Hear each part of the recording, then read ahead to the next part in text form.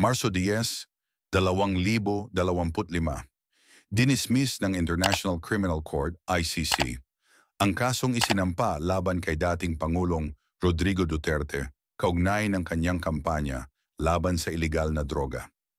Ayon sa inilabas na pahayag ng ICC, walang sapat na ebidensya na magpapatunay na nagkaroon ng sistematikong paglabag sa karapatang pantao na maaring umabot sa antas ng crimes against humanity.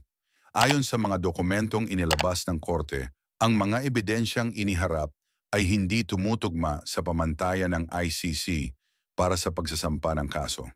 Bagamat kinikilala natin ang mga ulat na may kaugnayan sa kampanya laban sa droga, ang mga ipinresentang ebidensya ay hindi sapat upang patunayan ang direktang pananagutan ni Ginoong Duterte sa mga alegasyong ito, ayon sa bahagi ng desisyon ng ICC.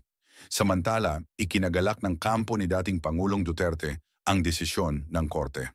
Ayon kay Attorney Salvador Panelo, dating tagapayo ng Malacanang, mula pa lamang sa simula, malinaw na ang kasong ito ay puno ng espekulasyon at walang matibay na batayan.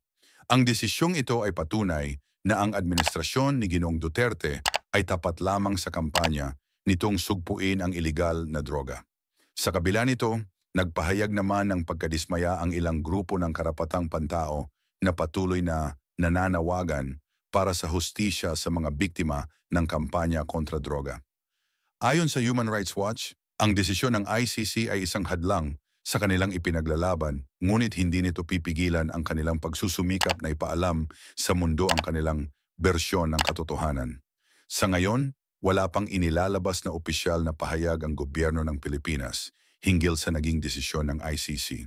Gayunpaman, patuloy pa rin ang debate sa loob ng bansa kung ano ang magiging epekto nito sa hinaharap ng human rights cases laban sa mga opisyal ng nakaraang administrasyon.